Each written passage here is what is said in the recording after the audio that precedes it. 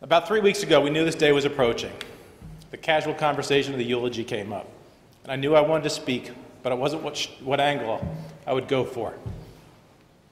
There's a lot of purple in the audience. There's a lot of purple, flowers, my grandkids, my tie. I thought maybe I'd do an infomercial for Alzheimer's Association. Many of you know I've taken a leadership role in our local chapter. I've taken up the cause of fighting the disease for everyone that has it and that can't fight back. Naturally, I'm fighting in honor of my mom. It's what I could do for her.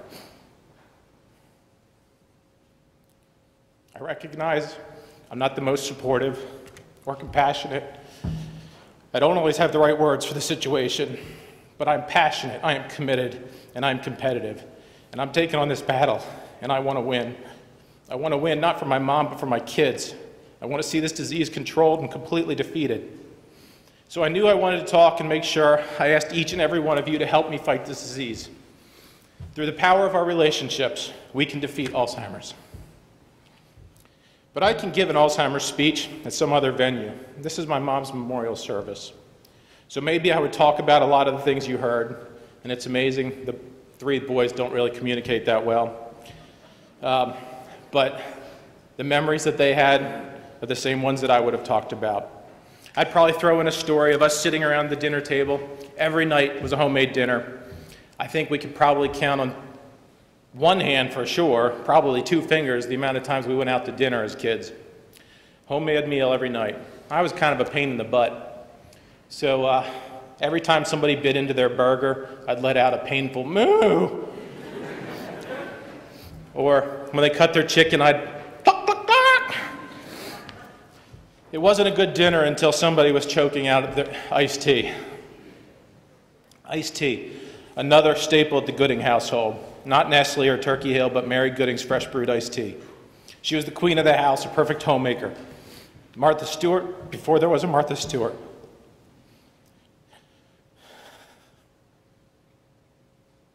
She was a loving mother who spoiled her boys. I could approach this eulogy with how I've become just like my mom. That unhealthy addiction to chocolate. She knew, growing up, that she had to hide the chocolate from us. You never knew where you'd find it.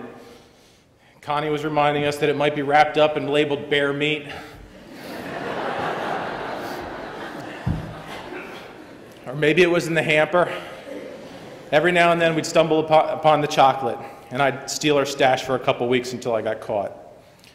And today my kids hide the chocolate from me too.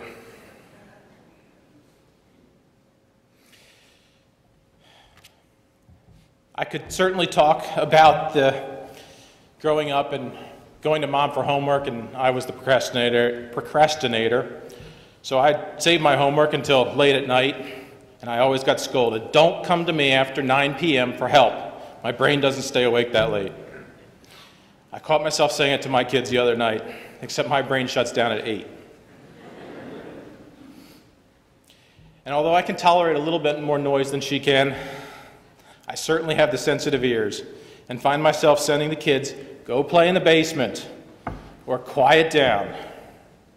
Or I could talk about the traits of my mom that I admired, that I just haven't been able to master.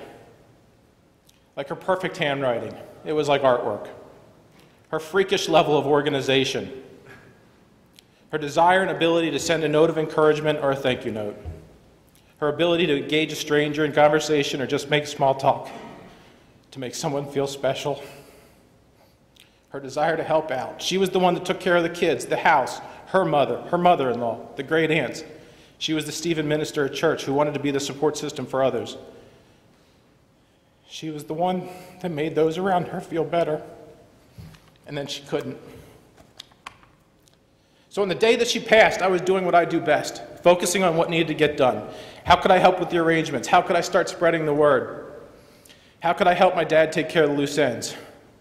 And how could GSM take advantage of this massive snowstorm up north? Snows like this don't happen very often. We needed to act quickly, so I stayed focused. My mom's passing was just another event for me. But my oldest daughter, Zoe, she wasn't okay. She's the sensitive one in the family. She doesn't like the change. She was in her room. She was crying. I went up and talked to her. I assured her, I said, Zoe, Grandma's in a better place. Her suffering is done. We should be celebrating, not sad. I think I've said that to a bunch of you today too. But Dad, she said, struggling through tears, I don't remember Grandma before she got sick. And that's when I knew that's what I wanted to talk about. We didn't lose Mary on February 11, 2015. We lost her in the early 2000s. We probably didn't know it. It wasn't just one moment, but she was slipping away from us. Of course, the first person to notice, the one most affected, and the one most loyal was my dad. She was that perfect housewife. She took care of everything, the cleaning, the cooking, the checkbook, the active social calendar. But she was starting to fail. Little things at first, missed or missing checks, forgotten or double-booked appointments, things we thought were just stupid mistakes or sloppiness, can now easily be attributed to something else. I wasn't living there, but I certainly heard about it. The frequency of the events increased.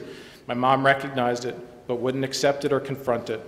The forgetfulness and the sloppiness continued and the frustrations grew. She seemed like the same person. She looked the same. She was healthy, but what made her Mary wasn't there. In 2006, Dad had to start taking over the family checkbook.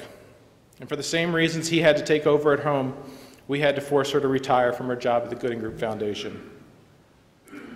My twins were born in 2006, and we have some good pictures of her interacting with them. She loved all the grandkids. Michelle and I went away on a business trip in early 2008. It was evident after that trip that the kids could no longer stay overnight with Titi and Pappy. Zoe, that's probably when you lost your grandma, Titi. You were 6. It's also about the time that she was becoming increasingly insecure, but her disdain for the doctors and the medicine kept her from doing something about it.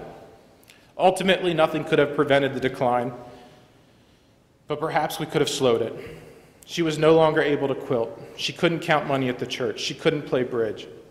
And as is too often the case with any disease, this is also when her friends didn't know what to do or what to say or how to act when she was around. This is when most of you lost Mary. Over the next couple of years, the decline continued. She still tried to be helpful around the house. She'd try to cook and clean. She'd pass a fork when Dad asked for a knife. She'd bring a cereal bowl when he needed a saucepan. She'd wash the dishes. She wouldn't use soap. Sometimes she used water.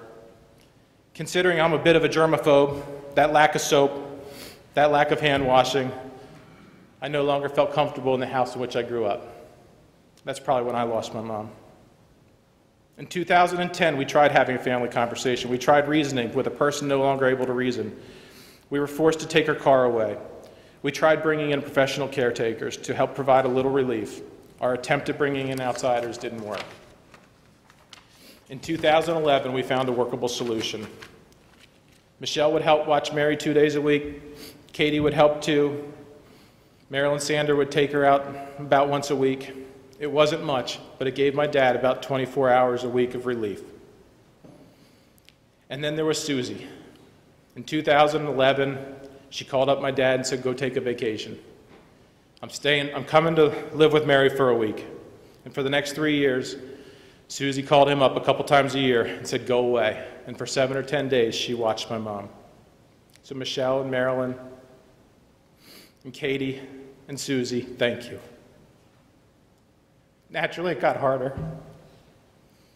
Mary was almost completely gone, yet somehow John stood by her.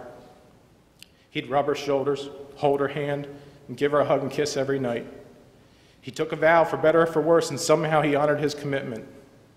For the last 12 years, he morphed into the sole provider, the homemaker, the bookkeeper, the chef, and the caretaker. And on that last day, he held his sweetie's hand, and he professed his love and assured her she could go. And there's a popular poem in the Alzheimer's community, and it's almost like my mom reading it to my dad, and it goes like this. Do not ask me to remember. Do not try to make me understand. Let me rest and know you're with me. Kiss my cheek and hold my hand. I'm confused beyond your concept. I'm sad and sick and lost. All I know is that I need you to be with me at all cost. Do not lose your patience with me. Do not scold or curse or cry. I can't help the way I'm acting. Can't be different, though I try. Just remember that I need you. The best of me is gone. Please don't fail to stand behind me. Love me till my life is done. And I can stand here in front of all of you and say, he did. Mom, he most certainly did. On February 11, 2015, we didn't lose Mary. She was set free. And Zoe, you're kind of the reason for this eulogy. And I know you don't remember T.D. before she got sick, but I can assure you, with all of her heart, she wanted to remember you. In her closet, in the box labeled Reed and Family, this note was on top. It's when we left you with Grandma and Pop-Pop. She wrote notes so she could remember you. Sunday, Angus and Drake came over for 5 hours. All three played beautifully. After dinner, Zoe said to me, "You're a good cooker." Monday, Zoe and I went shopping, had lunch and a nap. Tuesday, Zoe had a bath and a hair wash and ran some errands. Wednesday, Zoe had a bath and a hair wash yesterday. She loves the tub. Today, we tried to take Grandma T for a doctor checkup. Zoe sings loudly and lustily. Long nap today. Zoe, notes were her memory while she could still write. And this note will forever be yours, and you should know it's your grandmother's memory of you. Rest in peace, Mom. We won't forget you. We love you.